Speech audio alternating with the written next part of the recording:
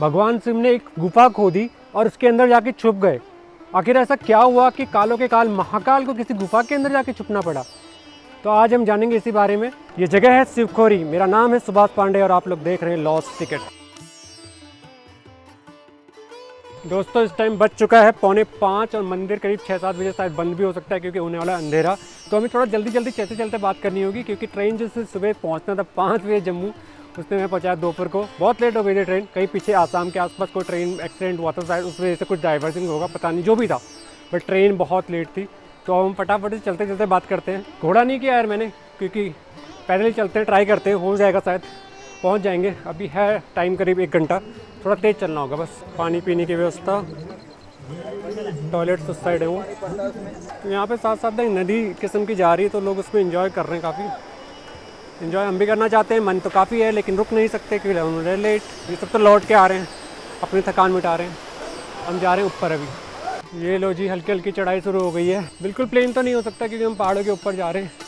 बाकी ऊपर पहुंच के लास्ट में बताऊंगा कि कितना डिफ़िकल्ट था ये ट्रैक। मैं भी पहली बार ही जा रहा हूँ उस पर। तो हुआ क्या था, भोलेनाथ ने यहाँ पे कैसी लीला रची। आओ, क्या 200 रुपये? अरे नहीं भैया, थैंक यू 200 रुपये में घोड़ा ऊपर जा रहा था। आगे आके थोड़ा अभी क्योंकि शाम हो गई ना, कोई जा नहीं रहा ऊपर, मतलब जो लेट हो गए तो वही बचे। तो मैं सोच रहा हूँ कि आज ही कंप्लीट कर लूँ क्योंकि थोड़ा टाइम टाइट है अपना, और कल मुझे वैष्णो देवी भी जाना है, उसके बाद वापस की ट्रेन है तो सब कुछ गड़बड़ा जाएगा। तो भगवान शिव शंकर की लीला कैसी थी मैं आपको बताता हूँ। तो एक बार क्या हुआ कि एक दानव था, उसने करी घोर तपस्या शिव जी की। शिव जी तो भोलेनाथ है, शंभु है, वो हो गए प्रसन्न। तो उसने एक ऐसा वर मांगा जिसमें जिसके भी सर पर हाथ रखेगा वो भस्म हो जाएगा। इसकी वजह से उस असुर का नाम पड़ गया भस्मासुर, और भोले ने भी उसे वर दे दिया। अब वो इतना तेज़ निकला कि वो भोलेनाथ के पीछे पड़ गया कि मैं इनके सर पे हाथ रखूँगा। भाई अगर शिव जी ने अपनी दूसरी आँख खोल दी होती ना, पूरा सृष्टि नष्ट हो जाती है। एक राक्षस तो क्या चीज़ है, लेकिन भोलेनाथ की भी अपनी लीला है। तो उन्होंने क्या किया कि वो उससे बच के छिप के भागने लगे और वो उनका पीछा करने लगा। तो भोलेनाथ ने अपने त्रिशूल से पहाड़ में मारकर एक गुफा बनाई है, जिस गुफा के दर्शन करने अभी हम ट्रैक से जा रहे हैं। और उस गुफा में वो पार्वती के साथ रहने लगे। फिर क्या हुआ कि अब लीला भगवानों की देखो। विष्णु भगवान ने मोहिनी रूप, एक सुंदर कन्या का रूप बनाया और वो आए तो वो राक्षसन पे मोहित हो गया। तो विष्णु भगवान ने बोला कि अगर तुम मेरे को जैसा मैं करूँ वैसा कर सकते हो तो मैं तुमसे शादी करने को तैयार। तो राक्षस खुश। अब उन्होंने बहुत नाच नचाया, बहुत नाचे, और लास्ट में एक ऐसी मुद्रा बनाई कि अपने सर पे हाथ आ जाए। और जहाँ राक्षस ने अपने सर पे हाथ रखा वो भस्म हो गया। देखा क्या लीला थी। तो ऐसा कहते हैं कि उसके बाद भगवान विष्णु और अन्य सभी देवी देवता और शिव पार्वती गणेश तो पहले से ही थे, सभी आकर उस गुफा में काफ़ी टाइम तक रुके थे। तो वहाँ पे गुफा में अलग अलग आकृतियाँ देखी जा सकती हैं पहाड़ों पे। अभी मैं आपको जाके बताऊँगा, पहली बार ही जा रहा हूँ, मैंने भी अभी अंदर से नहीं देखा। जय भोलेनाथ। आइए सफ़र को जारी रखते हैं। जय भोले की। 2 किलोमीटर रह गया। ट्रेन स्टेशन भी ज़्यादा मुश्किल नहीं था, सीधे वॉकिंग था। हालांकि जब बस वगैरह आती होंगी। ओह हाँ, ये तो मैं आपको बताना ही भूल गया। तो यहाँ आने का सबसे अच्छा तरीका ये है कि अगर आप कटरा में रात को रुकें तो रात को ही कर लो कल सुबह की बुकिंग, नहीं तो सुबह 8 से 10 बजे के बीच ईजिली बस मिल जाती हैं यहाँ आने के लिए। लेकिन केवल 8 से 10, क्योंकि बस आपको लेके भी आती है, लेके भी जाती है, सेम बस होती है, आपको बस चेंज करने की ज़रूरत नहीं है। दर्शन करो, बाद में जाकर उसमें बैठ जाओ। सब यात्री आ जाएंगे तो वापस चले जाइए। टिकट रहता है 200, 250, 300 के बीच। उससे नहीं आ पाओगे तो फिर आपको कैब करनी पड़ेगी, जिसका टिकट रहेगा 250, 2500। तो अच्छा तरीका तो वही है, ट्राई करो, उससे आ जाओ। ये आ गया एक मंदिर राम जी का। जय श्री राम। राम शिव की पूजा करते हैं और शिव राम की। हल्की हल्की चढ़ाई स्टार्ट होने लग गई है। तो अगर आप वैष्णो देवी करके आ रहे हैं तो डेफिनेटली फील होने वाली है। हालांकि मैं तो वैष्णो देवी से पहले यहीं पे आ गया हूँ, तो इतनी भी फील नहीं हो रही है चढ़ाई। कुछ लोग ऐसे घर भी बनाते हैं रास्ते में। और यहाँ पे आके घोड़े का रेट 150 हो गया है। काफ़ी जल्दी रेट कम हो रहा है क्योंकि रात हो गई है ना। देखो आप देख रहे हो कोई भी ऊपर को नहीं चढ़ रहा है, सब नीचे को उतर रहे हैं। देखिए कैसे ऊंचे ऊंचे पहाड़ है बिल्कुल, बाप रे। धूप भी जाती है हल्की हल्की है। पहाड़ के टॉप पे तो है, क्योंकि पहाड़ का टॉप ज़्यादा हाइट पे होता है। ये मैप है यहाँ का, रूट में क्या क्या पड़ेगा। प्रीपेड काउंटर, टॉयलेट, राम मंदिर, लक्ष्मी टेम्पल से होते हम कैसे जाएंगे, सब पूरा है। पॉज कर लेना। ये देखो थोड़ा, ओ बाप रे।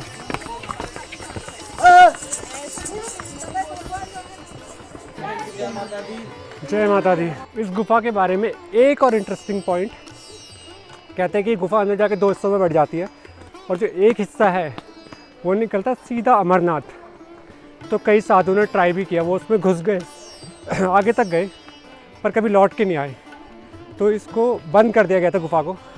लेकिन काफ़ी इंटरेस्टिंग बात है ना कि यहाँ से सीधा अमरनाथ के लिए गुफा है। जैसे जैसे ऊपर की ओर आ रहे हैं, सूर्यास्त का भी एक अच्छा नज़ारा देखने को मिल रहा है यहाँ से। अब आपको भी दिखाता हूँ। ये देखिए यहाँ पे कितना सुंदर लग रहा है। अरे घोड़ों का स्टैंड ख़त्म हो गया, मैंने बहुत जल्दी काफ़ी ऊपर तक आ गया हूँ, थोड़ा दूर रह गया। अब होपफुली पहुँच जाऊँगा, 10-15 मिनट और लगेंगे। दोस्तों जब कैब या बस से आएंगे उसके बाद आपको ई रिक्शा करना होता है थोड़ी देर के लिए, ज़्यादा टाइम नहीं लेता, 5 मिनट शायद। और पूरे ई रिक्शे का करीब 100 रुपये लिया था उसने अकेले के लिए। तो अगर आप 7-8 लोग हैं तो शायद 10-10 रुपये बन जाएगा। 10 लोग हैं तो शायद। शिवखोड़ी की श्राइन बोर्ड की शॉप भी है, नीचे आपको हर जगह प्रसाद मिल रहा होगा, लेकिन ऊपर आके भी आप ले सकते हैं अगर आप नीचे नहीं लेके आए हैं। अब यहाँ से सीढ़ियाँ शुरू हो गई हैं, मतलब आप मंजिल करीब है, बस सीढ़ियाँ खत्म करके मंजिल आ जानी चाहिए, क्योंकि घोड़े वोड़े सब रुक गए हैं और केवल पैदल लोग यहाँ पे दिख रहे हैं। तो ये सीढ़ियाँ ही हैं, इनका अल्टरनेट कुछ नहीं है, आपको इन सीढ़ियों से ही आना है ऊपर। हालांकि ज़्यादा सीढ़ियाँ नहीं है, वो गुफा के दर्शन हो रहे हैं। जय जय महादेव। 4:45 पे निकला था, अभी हो रहा है 5:23, 5:25 मान लो, यानी कि मुझे करीब करीब पौने घंटा लगा है। थोड़ा जल्दी जल्दी आया था मैं, लेकिन अगर आप आराम आराम से भी आ रहे हो तो एक मैक्सिमम 1.5 घंटा है, ज़्यादा नहीं है।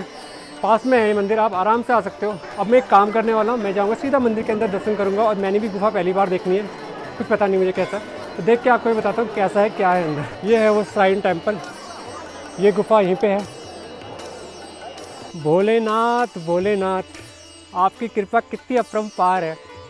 मैं भी मंदिर से दर्शन करके आ रहा हूँ, यहाँ पीछे की तरफ भी है गुफा, सब अभी अंधेरा हो गया है, शायद यहाँ पे लाइट गई हुई है। लेकिन मैं सुबह, मेरी ट्रेन दिल्ली से लेट हो गई थी, 6 घंटे लेट। मुझे सुबह 5 बजे पहुँचना था और यहाँ पे आने के बाद मैं दोपहर को दर्शन करता और लाइन के बीच में खड़ा होता और आराम से दर्शन, मतलब फटाफट चलो चलो वाले दर्शन होते। लेकिन मैं ट्रेन लेट होने की वजह से पहुँचा हूँ यहाँ पे सबसे लेट, और मैं गुफा के अंदर वाली लाइन में सबसे लास्ट था। मतलब सोचो मुझे कितने अच्छे से दर्शन हुए, और ये सब संभव हुआ है केवल भोलेनाथ की कृपा से। मतलब मुझे सुबह जो लग रहा था कि यार लेट हो गया, दर्शन होंगे कि नहीं, क्या होगा, भोलेनाथ की लीला तो भोलेनाथ ही जानते हैं। बहुत अच्छे से दर्शन हुए, बहुत अच्छा लगा।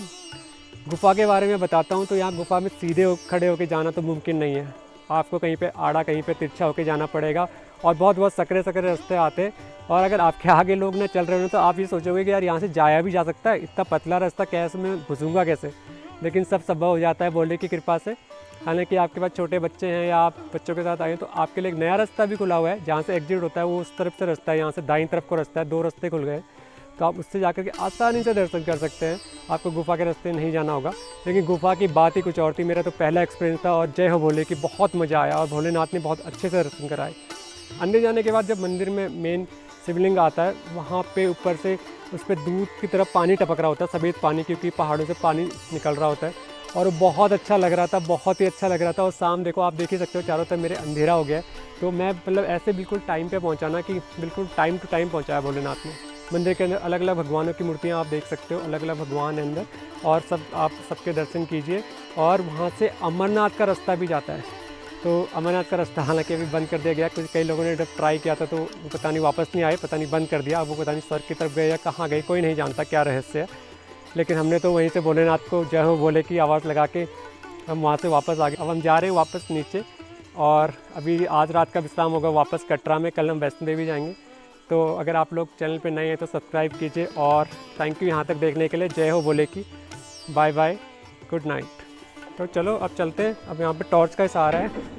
ओह देखो ये बच गया, ये पैर लगा, कुछ अंधेरा, देखो कितना अंधेरा है, समझ में आ रहा है तुम्हें कुछ, मतलब कुछ सहारे से उतरना पड़ रहा है। अभी थोड़ी देर पहले तो इवन मेरे पास ये टॉर्च भी नहीं थी, मोबाइल जमा हो जाता है ना। यहाँ पे क्लॉक रूम में बहुत अच्छी फैसिलिटी है, और जूते आप बाहर जमा कर सकते हो, जूते की कोई पर्ची नहीं मिलती है। क्लॉक रूम में आपको पर्ची वर्ची मिल जाएगी, फ्री सेवा है। तो मैं तो इसको रेलिंग को पकड़ पकड़ के नीचे आया यार अंधेरे में ऊपर, जब मेरे पास मोबाइल नहीं था। अब मोबाइल मिला है तो अब थोड़ा सहारा है कि इसमें लाइट है। भैया ये फिर से सीढ़ियाँ आ गई हैं और अंधेरा हो रखा है, तो अब थोड़ा टॉर्च जलानी ही पड़ रही है। अब ये सीढ़ी है तो इसमें बिल्कुल टॉर्च जला के चलना पड़ रहा है। हालांकि रात को लोग आ सकते हैं दर्शन करने के लिए, गुफा के रास्ते से नहीं जा सकते हैं, वैसे दर्शन किया जा सकता है। गुफा का रास्ता लगभग 6 बजे के आसपास बंद कर दिया जाता है। अभी लोग आ ही रहे हैं 8 बजे तक, आरती के टाइम थोड़ी देर मंदिर बंद होता है, बाकी आप दर्शन कर सकते हो। शायद कह तो रहे 9-10 बजे तक, पता नहीं कितना बजे तक होगा दर्शन। बता दूं आपको कि ट्रैक कितना डिफिकल्ट है, बहुत डिफिकल्ट नहीं है। लोग तो कह रहे 2-2 घंटे लगेंगे, लेकिन 1-1 घंटे में लोग ऊपर आ रहे थे। मैंने आपको दिखाया था कि कैसे मैं भाग भाग के आया था, तो भाग के तो नहीं, मतलब तेज़ी से आया था। भाग के आऊँगा तो थक जाऊँगा, भागता नहीं हूँ। तो 45 मिनट में पहुँच गया था। तो 1 घंटा 1.5 घंटा मैक्सिमम आपको लगने वाला है। आराम से आओ यार, चल चल के, बहुत पास में है, ज़्यादा दूर है नहीं। 3 किलोमीटर लिखा हुआ है और 3 किलोमीटर जैसा ही फील होगा, आपको पता भी नहीं चलेगा कब आ गए।